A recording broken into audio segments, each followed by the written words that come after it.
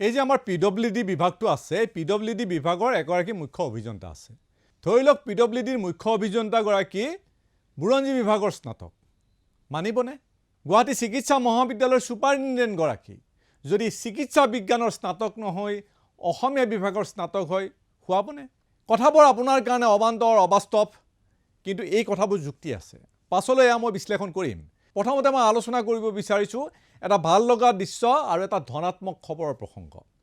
ৰাজ্যৰ কৃষি আৰু জলসিঞ্চন মন্ত্ৰী বৰ্তমান পীযুষ হাজৰিকা। পীযুষ হাজৰিকাৰ কেইগৰাকীমান বিধায়কক লগত লৈ কৃষকৰ সৈতে খেতিপথাৰত নামিছে আৰু ভূঁই ৰুইছে। এয়া সঁচা অৰ্থত এটা ভাল খবৰ, এটা ভাল লগা দৃশ্য। এনেবোৰ কামে কৃষকৰ মনোবল বৃদ্ধি কৰে। মন্ত্ৰী বিধায়কৰ এনেবোৰ কামে কৃষকক দুগুণ উৎসাহ যোগায়। মন্ত্ৰীগৰাকীয়ে কৃষি ক্ষেত্ৰত ধনাত্মক কিবা এটা নিশ্চিতভাৱে কৰিব বিচাৰিছে, সেয়ে এনেবোৰ কাম হয়তো তেখেতে কৰিছে, কৃষকক মনোবল দিছে। এটা সময়ত প্ৰমীলাৰাণী ব্ৰহ্ম বা অতুল বৰা যেতিয়া কৃষিমন্ত্ৰী আছিল, তেতিয়াও মাহেকে পষেকে এইবোৰ দৃশ্য দেখা গৈছিল। পূৰ্বতে কৃষি ক্ষেত্ৰৰ উন্নতিৰ বাবে মন্ত্ৰী এটা ডাঙৰ অসুবিধা আছিল এয়াই যে কৃষিমন্ত্ৰীৰ সৈতে সাধাৰণতে জলসিঞ্চন বিভাগটো দিয়া নহয়। জলসিঞ্চন মন্ত্ৰীজন বেলেগ হয়, কৃষিমন্ত্ৰীটো বেলেগ হয়, যদিও জলসিঞ্চন আৰু কৃষি বিভাগ এটা মুদ্ৰাৰ ইপিঠি সিপিঠি। কিন্তু এইবাৰ মন্ত্ৰী পীযুষ হাজৰিকাৰ কাৰণে সুবিধা হৈছে এইবাবে যে এই দুয়োটা দপ্তৰ, কৃষি আৰু জলসিঞ্চন দুয়োটা দপ্তৰেই তেখেতৰ হাতত আছে। সেয়ে আশা কৰিব পাৰি যে পূৰ্বৰ মন্ত্ৰীবোৰতকৈ মন্ত্ৰী পীযুষ হাজৰিকা এইবাৰ সুবিধাজনক অৱস্থাত আছে। হয়তো মন্ত্ৰীজনৰ কৃষিৰ ক্ষেত্ৰত ভাল কাম কৰাৰ সদিচ্ছাও আছে, কিন্তু সমস্যা হৈছে এয়াই যে ইচ্ছা থাকিলেও মন্ত্ৰীয়ে পূৰ্বৰ দৰে যদি বিভাগটো ৰাখে তেতিয়াহ'লে বিভাগটোৰ জৰিয়তে কাম কৰিব নোৱাৰিব, বহু অসুবিধা আছে। আদিতে উল্লেখ কৰাৰ দৰে পিডব্লিউডিৰ চিফ ইঞ্জিনিয়াৰজন যেনেকৈ ইঞ্জিনিয়াৰ হ'বই লাগিব, ইতিহাসৰ ছাত্ৰ হ'লে নচলিব, বা গুৱাহাটী চিকিৎসা মহাবিদ্যালয়ৰ অধীক্ষকগৰাকী চিকিৎসা বিজ্ঞানৰ স্নাতক হ'বই লাগিব, অসমীয়া বিভাগৰ স্নাতক হ'ব নোৱাৰে, সেই একে কথা কৃষি বিভাগতো খাটে। যদি পিডব্লিউডি বিভাগৰ মুখ্য অভিযন্তাজন ইঞ্জিনিয়াৰিঙৰ ষ্টুডেণ্ট নহয়, তেতিয়াহ'লে কোনখন দলং কিমান চনত কোনে কৰিছিল সেই ব্যাখ্যাই চলিব। নতুনকৈ দলং, ৰাস্তা ঘাট নিৰ্মাণ নহ'ব।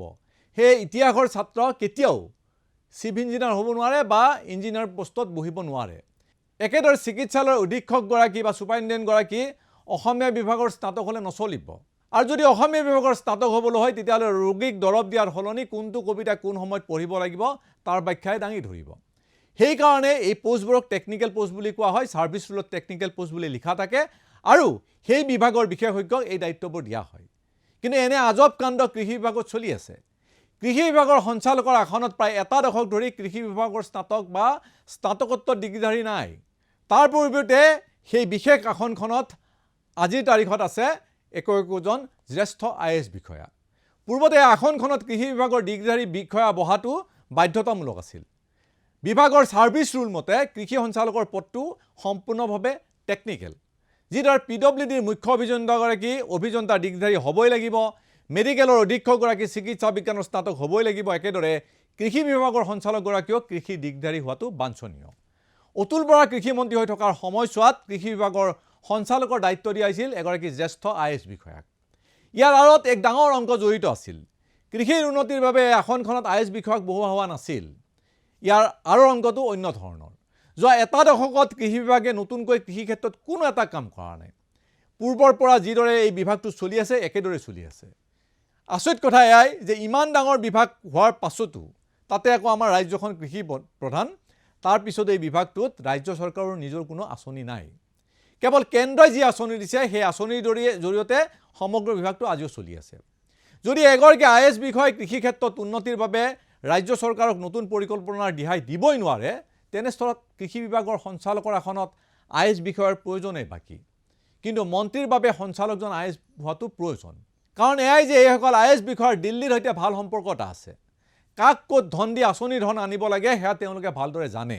এটা সাধাৰণ উদাহৰণ দিলে আপোনালোকে ভালদৰে বুজি পাব। এখন কেন্দ্ৰীয় আঁচনিৰ নাম ৰাষ্ট্ৰীয় কৃষি বিকাশ যোজনা, যাক চমুকৈ কোৱা হয় RKVY। এই আঁচনিৰ জৰিয়তে বেছিকৈ ধন আনিবলৈ হ'লে কেন্দ্ৰত বহি থকা যিসকল বিষয়া আছে তেওঁলোকক পূজা দিব লাগে। সেই বিষয়াসকল IAS বিষয়া। স্বাভাৱিকতে ৰাজ্যত কৰ্মৰত IAS বিষয়াৰে তেওঁলোকৰ এটা সুসম্পৰ্ক আছে। বিভাগটোৰ যিসকল বীজ যোগানকাৰী আছে, অৰ্থাৎ যিসকল ঠিকাদাৰ আছে, তেওঁলোকৰ জৰিয়তে দিল্লীত বহি থকা সেই RKVYৰ IAS বিষয়াক পূজা দিয়া হয়। ৰাজ্যৰ কৃষি সঞ্চালকৰ আসনত থকা IAS বিষয়াগৰাকীয়ে বীজ যোগানকাৰী আৰু দিল্লীৰ সেই IAS বিষয়াৰ মাজত সমন্বয়ৰক্ষী হিচাপে কাম কৰে। এয়া ভাবি নল'ব যে ৰাজ্যৰ কৃষিৰ বৃহৎ উন্নতিৰ বাবে কৃষি সঞ্চালকে এই কাম কৰে, সেয়া মিছা।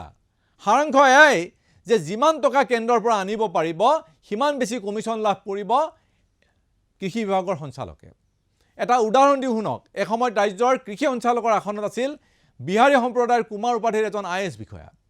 বিভাগীয় নিয়ম মতে এই বিষয়াজনৰ IAS কলনীত চৰকাৰী আৱাস আছিল, কিন্তু তাৰ পিছতো গুৱাহাটীৰ চচলত তেখেতে এটা ফ্লেট ক্ৰয় কৰিছিল। এই ফ্লেট ক্ৰয় কৰাৰ এটা কাৰণ আছিল। এই ফ্লেটটোত তেওঁ বিভাগৰ যিসকল বীজ যোগানকাৰী আছে, অৰ্থাৎ যিসকল ঠিকাদাৰ আছে, তেওঁলোকক সাক্ষাৎ দিছিল। ঘৰটোত হেনো কেইবাটাও টকা গন্তি কৰা মেচিন আছিল। সেই ফ্লেটটোতে বীজ যোগানকাৰীৰ পৰা কোটি কোটি টকা কমিশ্যন সংগ্ৰহ কৰিছিল তেওঁ। বৰ্তমান তেওঁ দিল্লীত RKVY বিয়াগম বিষয়া। যিমান বেছি কমিশ্যন পাব তাৰ ওপৰত নিৰ্ভৰ কৰি এই বিষয়াজনে অসমৰ বাবে RKVY ধন মোকলাই দিয়ে। দিল্লীৰ IAS বিষয়াৰে ৰাজ্যত কৰ্মৰত IAS বিষয়াৰ কমিশ্যনৰ কথা পতাত বহু বেছি সুবিধা। কৃষি বিভাগৰ সঞ্চালকগৰাকী IAS নহয়, যদি কৃষিৰ স্নাতক হ'লহেঁতেন তেনেহ'লে কমিশ্যনৰ কথা পতাত অসুবিধা থাকিলেহেঁতেন। সেই কৃষি সঞ্চালকৰ দায়িত্বত জ্যেষ্ঠ IAS বিষয়াক দিয়া হয়। আজিৰ তাৰিখত কৃষি বিভাগত যিমানবোৰ বিষয়া আছে, যিমানবোৰ কৃষি বিশেষজ্ঞ আছে, তেওঁলোকৰ কাম হ'ল দিনৰ দিনটো ফাইলৰ মাজত সোমাই থকা। তেওঁলোকে যি কাম আজিৰ তাৰিখত কৰি আছে তাৰ বাবে এগ্ৰি BSc বা এগ্ৰি MSc বা ডক্টৰেট ডিগ্ৰীধাৰী হোৱাৰ প্ৰয়োজন নাই। মন থাকিলেও তেওঁলোক কৃষি পথাৰলৈ যাব নোৱাৰে, কৃষকক দিহা পৰামৰ্শ তেওঁলোকে দিব নোৱাৰে। এগ্ৰি BSc বা MSc হৈ তেওঁলোকে হয়তো কোনোবাই বিশ্ববিদ্যালয়ৰ সোণৰ পদকো পাইছিল, কিন্তু আজিৰ তাৰিখত সেই কৃষি বিষয়াই মূৰ তুলিব নোৱাৰাকৈ কেৰাণীৰ কাম কৰি আছে বিভাগটোত। পথাৰ নেদেখাকৈ বহু কৃষি বিষয়াই ইতিমধ্যে অৱসৰ লৈছে। একোজন কৃষি বিষয়াৰ ওপৰত কেইবাটাও দায়িত্ব। সেই দায়িত্ব কেৱল ফাইলত বন্দী। খেতিয়কৰ উন্নতিৰ বাবে সেই দায়িত্ব নহয়। কৃষি সঞ্চালকৰ এটাই উদ্দেশ্য, যিমান বেছি ফাইল সিমান বেছি কমিশ্যন। মন্ত্ৰী পীযুষ হাজৰিকাই সঁচা অৰ্থত যদি বিভাগটো সলনি কৰিব বিচাৰিছে, কেইটামান সৰু পৰামৰ্শ মই আগবঢ়াব বিচাৰিছোঁ। কিন্তু সৰু হ'লেও এই সিদ্ধান্তবোৰ হ'ব খুবেই কঠিন। প্ৰথম কাম হ'ব যে কৃষি সঞ্চালকৰ পদত এজন কৃষি বিশেষজ্ঞক তেখেতে নিয়োগ কৰক।